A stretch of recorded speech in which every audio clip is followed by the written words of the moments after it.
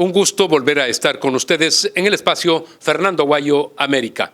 Cordiales saludos a quienes nos ven a través de la señal de Gama Visión en el Ecuador, por Mega TV en la Florida y por One Plus TV en el Ecuador y en el mundo. Hoy tenemos como invitado al analista Ítalo Torrese. Él es de origen peruano, pero realiza sus actividades profesionales en la ciudad de Miami. Y con él vamos a conversar sobre la situación económica de los países latinoamericanos y en especial del Perú. Es el director ejecutivo de Latin America Invest. Agradecemos su presencia y la primera pregunta tiene que ver con la situación actual de Perú. ¿Cómo se puede catalogar el ambiente que está viviendo el peruano frente al gobierno de Pedro Castillo? ¿Cómo está, Fernando? Muchas gracias por la invitación. Gracias a ustedes por vernos. Bueno, ahorita el gobierno de Pedro Castillo es una incertidumbre. No sabemos a ciencia cierta si se va a dejar llevar por sus bases e irse al socialismo, o como en muchos otros gobiernos anteriores de que han entrado con un discurso socialista y han tirado hacia el centro, ¿no? Y han llevado una economía más de libre mercado. El tema de los capitales es que el capital es asustadizo. Entonces, ante un pequeño movimiento o susto, el capital vuela, ¿no? Y es lo que ha pasado en Perú, de que los capitales han salido de manera masiva entre lo que fue la primera vuelta y la segunda vuelta, ¿no? ¿Se puede establecer un monto al momento de cuánto ha salido, cuántos dólares han salido del Perú? Hay diferentes fuentes, pero muchos hablan de 3.000 millones de dólares, lo cual es una cifra astronómica y lo que ha desbalanceado la economía. Por eso es que el dólar ha subido en un 25% con respecto al sol. Se hablaba de 13.000 millones de dólares, quizá no habían salido del Perú, pero sí del sistema financiero. Correcto, que mucha gente ha tenido la oportunidad de sacar su dinero hacia el exterior, pero otros lo que han ido es al banco a retirarlo y lo han guardado en casa o han comenzado a comprar activos, que es lo que la gente pretende, ¿no? Comprar antes de que el Estado se quede con el efectivo. El panorama al momento es de incertidumbre, así lo ha calificado usted, pero ¿cuánto tiempo se puede permanecer en esas circunstancias? Bueno, ahorita tenemos que esperar los primeros 100 días, ¿no? A ver qué es lo que hace el gobierno, cuál es la tendencia que toma. Está nombrando a su equipo técnico, que no lo tenía preestablecido, lo está armando en este momento. Ha nombrado un gabinete que ha tenido ya ciertas fallas, hay ministros que han renunciado, hay distintas partes del equipo que ha tenido que dar un paso al costado porque la opinión pública ha hecho presión sobre el perfil de las personas que han asumido el cargo. Entonces yo creo que en tanto no logre conformar un gabinete que más o menos logre un consenso, el Perú va a seguir en incertidumbre y está atravesando además un proceso histórico de división, ¿no? Porque hay 8 millones a favor y 8 millones en contra. Entonces, manejar esa división poblacional va a ser muy difícil. Héctor Béjar estuvo apenas 19 días como canciller y renunció. Obviamente que hay un impacto en la relación gobierno-Congreso. Probablemente pueda suceder lo propio con otros ministros en los próximos días. Por eso te mencionaba, hay que esperar los primeros 100 días para saber qué es lo que ocurre, ¿no? El problema con Béjar es el perfil pasado que tenía, el perfil político que tenía y las declaraciones. Un guerrillero, un terrorista se dice, fue. Correcto, ¿no? Que estuvo además preso, pero además fue las declaraciones que hizo en contra de lo que viene siendo la Marina de Guerra al Perú, ¿no? Diciendo que la versión de la Marina no era la correcta. Entonces, ir al enfrentamiento en menos de los primeros 100 días de gobierno, sin haberte asentado, con un pasado tan cuestionable, es lo que genera incertidumbre e inestabilidad. La Marina reaccionó de forma inmediata y ha habido buenos comentarios a nivel internacional, sumándose, por supuesto, a ese rechazo a las expresiones del señor Béjar. Correcto, correcto. Y yo creo que no solo es a nivel internacional, sino es a nivel interno, localmente. La gente que vivió la masacre del terrorismo, obviamente tiende a rechazar esas declaraciones, ¿no? ¿Se sabe cuántos muertos dejó todo ese enfrentamiento con los grupos extremistas, terroristas, Sendero Luminoso, y el MIR y otros más?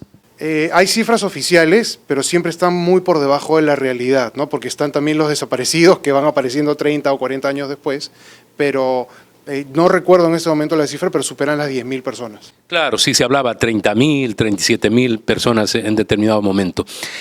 Perú tiene un primer ministro. Cuando hay dificultades con el primer ministro, tienen que renunciar prácticamente todo el cuerpo de ministros, lo que le hace más complejo frente a la composición política de otros países.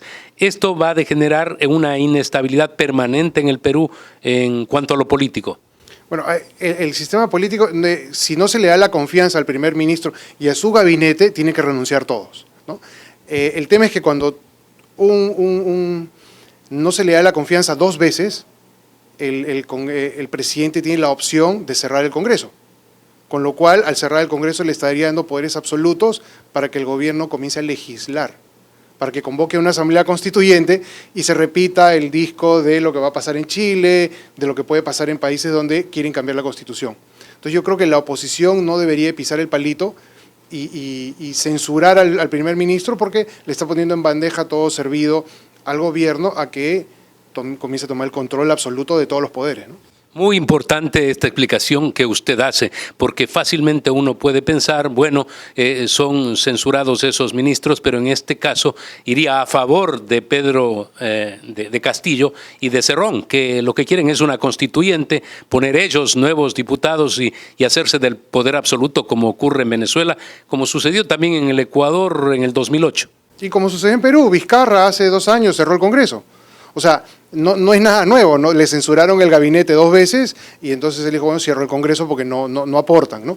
Por eso se dieron nuevas elecciones y hay nuevos diputados. Correcto, pero en ese momento Vizcarra tenía la posibilidad de llamar a una constituyente. Lo que pasa es que no estaba en los planes, ahora yo creo que sí, ¿no? O sea, no me cabe la menor duda que si censuran 2 veces al gabinete completo, lo primero que va a hacer Castillo, para no decir que es Cerrón, es llamar a una asamblea constituyente.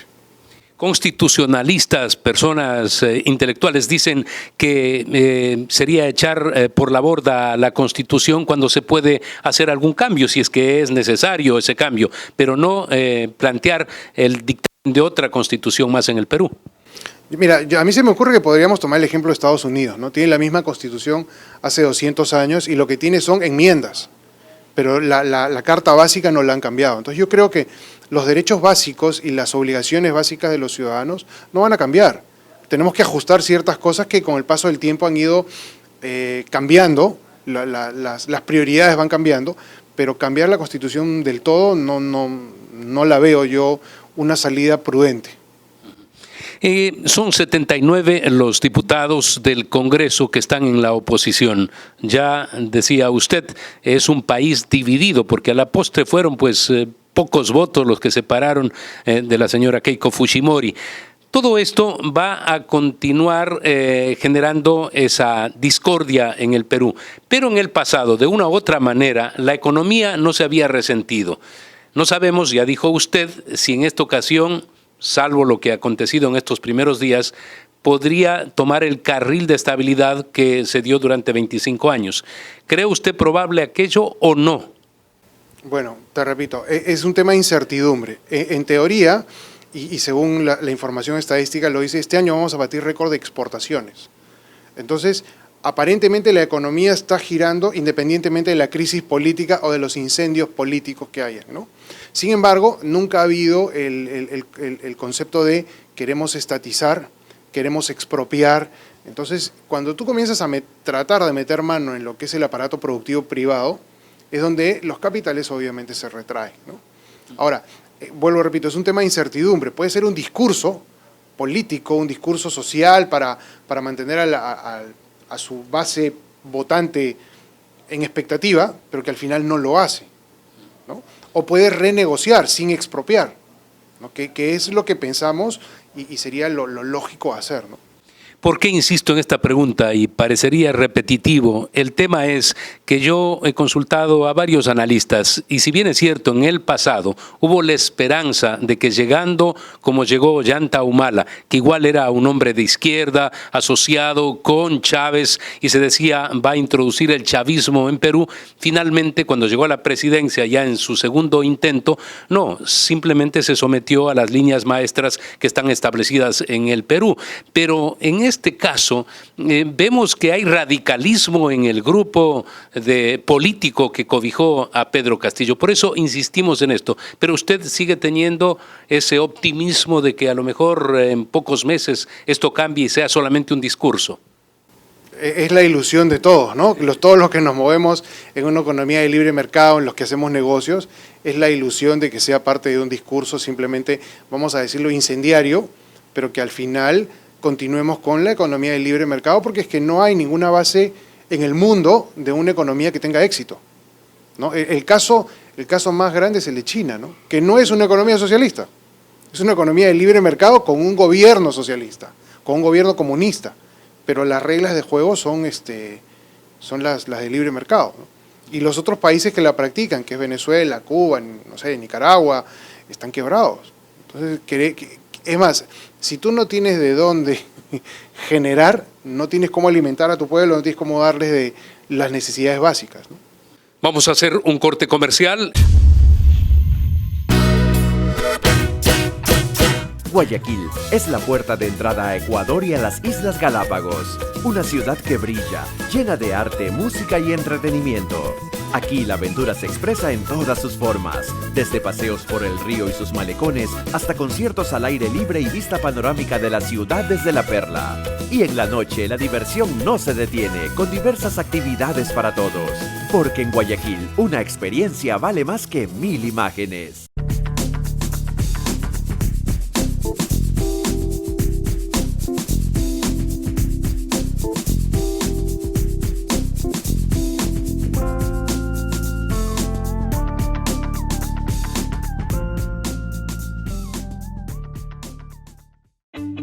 En UTEC, creemos que el futuro está en manos de nuestros estudiantes y agregar valor a sus vidas está en las nuestras. Con una educación práctica y moderna, creando experiencias únicas, formando líderes y sobre todo, que disfruten el camino. Los invito a la UTEC porque el éxito es el resultado de hacer lo que te apasiona. Despierta tu pasión y descubre tu mejor versión. UTEC, poder lograrlo.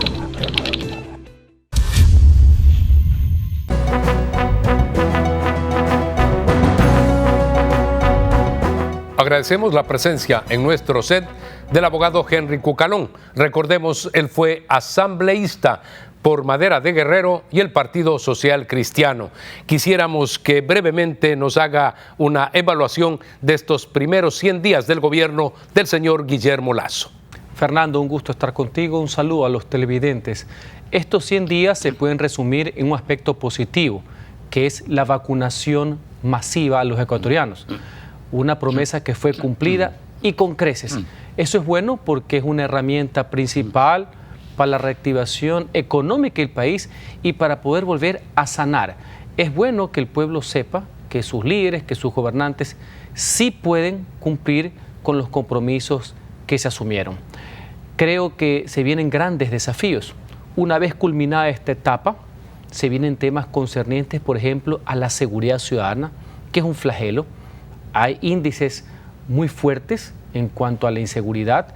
El tema de la gran reforma laboral que necesita para ser una aliada de esa reactivación esperada, temas que tienen que ver con la seguridad social, entre otros. Es decir, entrar también a grandes temas donde espero y aspiro que haya una unidad de propósitos que ayude en una convergencia de país, pensar en función de país.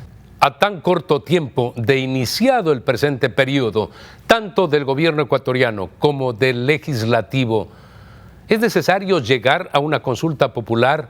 ¿No es acaso mejor lograr a través del diálogo cómo sacar adelante en el conjunto al Ecuador? La consulta popular es un mecanismo de participación directa ciudadana, sin intermediario alguno. No necesita ninguna advertencia para poder acudir al pueblo. No es que si se cumple o no se cumple, allá quienes tienen la responsabilidad de no aportar con el país. El presidente y el pueblo saben que el Partido Social Cristiano y sus aliados están dispuestos, por honrar su palabra, a apoyar todo lo que favorezca al pueblo ecuatoriano y que estaba consignado en el plan de campaña. Pero si esperan a que algunos defrauden o no defrauden el interés popular, la consulta popular puede hacerse ya. y es urgente. Los grandes cambios, la oportunidad de cambio, la esperanza de cambio que tienen los ciudadanos no tiene por qué verse de una manera mermada o menoscabada por cálculos o por advertencias. Si vamos a acudir al pueblo, hagámoslo y hagámoslo ya. El asambleísta Pavel Muñoz del correísmo, ante una consulta mía sobre esta propuesta o iniciativa de la ministra de Gobierno de acaso llamar a una consulta popular, él decía que están convocando un diálogo pero con amenazas. Ustedes, en cambio, han visto de manera diferente, directamente, y usted señala en estos momentos que si hay que consultar al pueblo, hay que hacerlo. Siempre. Es que es una herramienta válida, es una herramienta democrática, la más pura de todas. Mucha gente considera que la consulta popular tenía que venir en los primeros meses de gobierno, entendiendo también la urgencia que había del plan de vacunación masiva y que todos los esfuerzos tenían que ir dirigidos en ese camino. Lo que le estoy diciendo y quiero comentarle, Luciano, es que no hace falta ni advertencias ni otras palabras para acudir a esa vía. Eso para mí es lo importante. Y en lo demás, en lo que siempre se ha apoyado, en las tesis que ha apoyado el Partido Social Cristiano, Mayra Guerrero y los aliados, es obvio que va de la mano de un Estado que regule pero que no estrangule y que respete y apoye la iniciativa privada. Una reforma tributaria que no conlleve aumento de impuestos, ni directos ni camuflados, que paguen los que tengan que pagar, porque con esos recursos sí, el Estado necesita invertir en salud, en educación para los que menos tienen, para los más pobres y evidentemente para la seguridad ciudadana.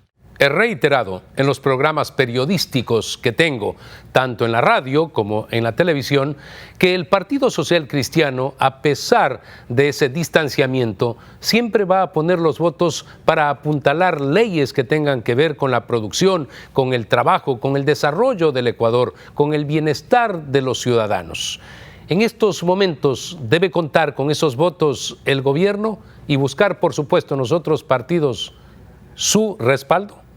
Lo importante, Fernando, no es con quién se vota, sino para qué se vota. Eso es lo que le importa a los ciudadanos. Si eso va en la línea de los compromisos asumidos con el pueblo en la última campaña electoral, que van en concordancia con propuestas, tesis y planteamientos de siempre, a la luz del día, es obvio que van a contar no solamente con el voto en el Parlamento ecuatoriano, sino con un apoyo irrestricto porque significa que son causas que superan los partidos, causas que superan la ideología, lo que la gente quiere, vivir mejor. Ahora, que las matemáticas den o no den con lo que hace el gobierno para que sumados los votos socialcristianos a las tesis, no al gobierno, y aún así no le falten, bueno, ese ya es un tema mucho más complejo. Ese es un tema también de convergencias democráticas, de convencimiento y liderazgo. E insisto, sin perjuicio de eso, siempre estuvo la postura de ir a una consulta popular. ¿Aporta a la convivencia política del país el que se hable, por ejemplo, de una muerte cruzada? Esto es, que terminen los asambleístas que están actualmente en el Poder Legislativo, que llame a elecciones anticipadas el presidente de la República. ¿Esto qué nos puede asegurar? Probablemente a quien convoca elecciones, el gobierno, tampoco le puede ir bien. ¿Cuál es su opinión, abogado? La denominada muerte cruzada, que es la disolución del Parlamento y elecciones anticipadas presidenciales y generales, está en la ley. Está muy de espaldas a la cultura de una república presidencial, que es lo que nosotros vivimos, y es lo que pondera tanto el presidente de la República. Mucha gente, por denostar a los asambleístas, confunde su actividad con la institución del Parlamento, que es necesaria, que es un pilar de la democracia. Entonces creen, algunos que no han leído ni el periódico, con dificultad van a leer la Constitución, que piensan que solo se va a la Asamblea los que le caen mal, los que no les gustan, y que obviamente hay algunos, muchos que están defraudando el sentir ciudadano, y no saben que podría acarrear una enorme voraje de inestabilidad, porque el presidente también cesa. Solo se queda de 60 a 90 días hasta que convoquen a las elecciones, gobernando con decretos leyes. Entonces nosotros hacemos la reflexión, no digo que no sea legal, pero un país que necesita cohesión, que necesita unidad de propósito para enfrentar el desempleo, la inseguridad, graves problemas y acuciantes que vive el pueblo ecuatoriano, ¿nos vamos a meter ahorita en una campaña electoral en 90 días? El presidente de la República, en una república presidencialista, va a poner su cargo a disposición y va a volver a competir a solo 100 días de estar en el poder y estar cristalizando poco a poco algunas metas y otras que todavía faltan. Insisto, no dudo de la legalidad, pongo en duda la oportunidad. Hay que contar la película completa de lo que puede ser un riesgo, insisto, institucional, no por defender a la Asamblea y peor a los asambleístas, sino al mismo Ejecutivo. Vamos a hacer un corte comercial. Al retornar vamos a proseguir con este interesante diálogo político con el abogado Henry Cucalón.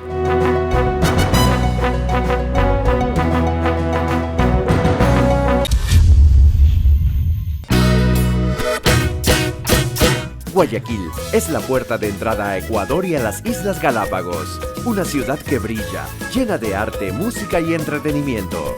Aquí la aventura se expresa en todas sus formas, desde paseos por el río y sus malecones hasta conciertos al aire libre y vista panorámica de la ciudad desde La Perla. Y en la noche la diversión no se detiene, con diversas actividades para todos, porque en Guayaquil una experiencia vale más que 1000 imágenes.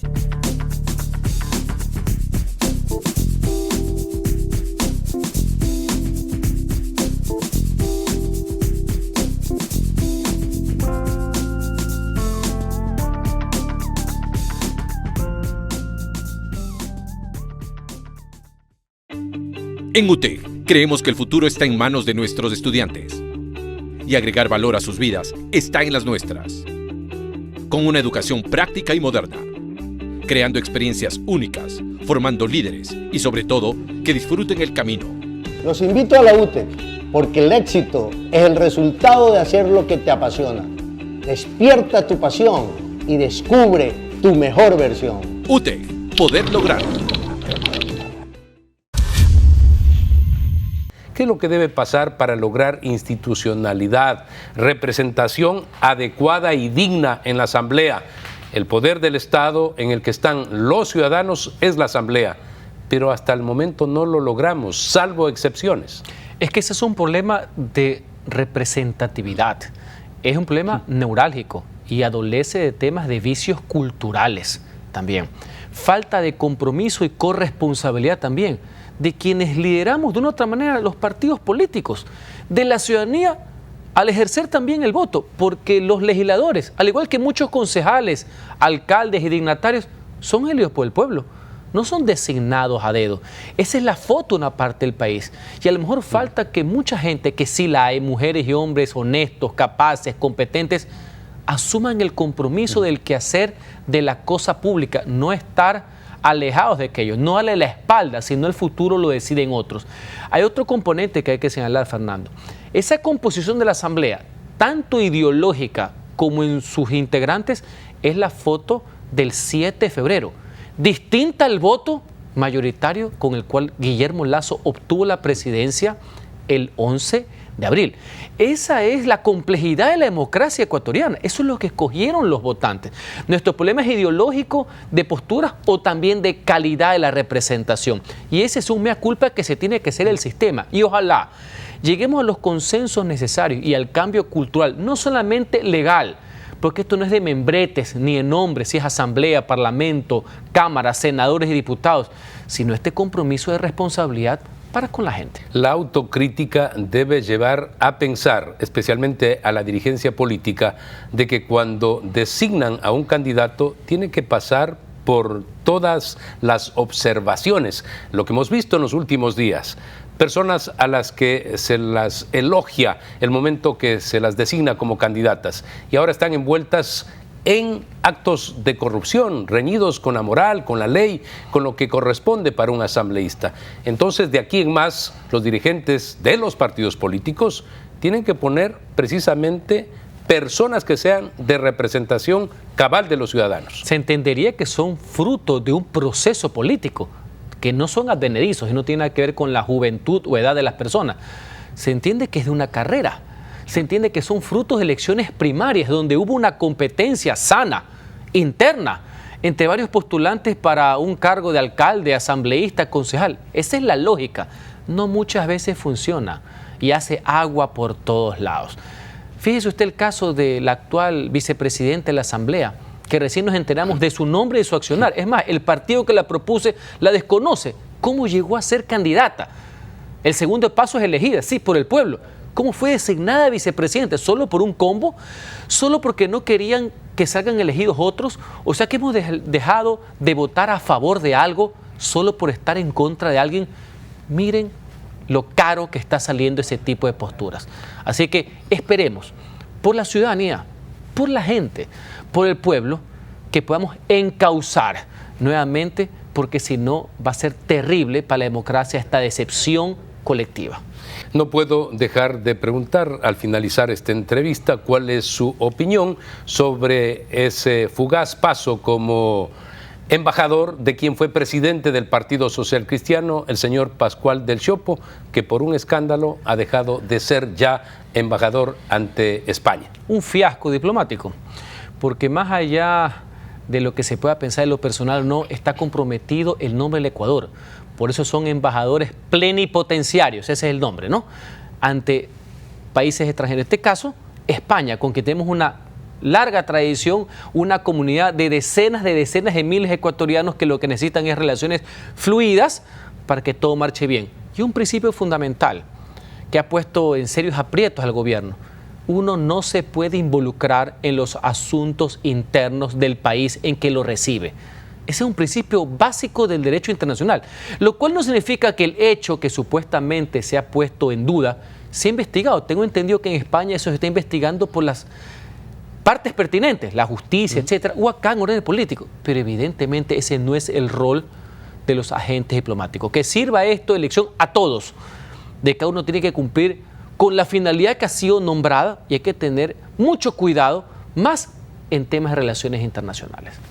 Ya no es parte del Partido Social Cristiano, hay que aclarar, el señor Pascual del Chopo. Es público y notorio que él renunció tanto a la presidencia como a su afiliación cuando aceptó ser embajador. Que en algún momento lo conversé, más allá del tema partidista, hubiera sido algo positivo, siempre será positivo, uno tiene que respaldar, porque ante el exterior el Ecuador y sus representantes son uno solo, Fernando. Pero de ahí a este affair diplomático hay una larga data, un trecho bastante profundo, ¿no? Muchas gracias por haber estado con nosotros una vez más en el espacio Fernando Aguayo América. Recuerden ustedes, tienen una cita la próxima semana a través de Gama Visión en el Ecuador, por Mega TV en la Florida y por One Plus TV en el Ecuador y en el mundo.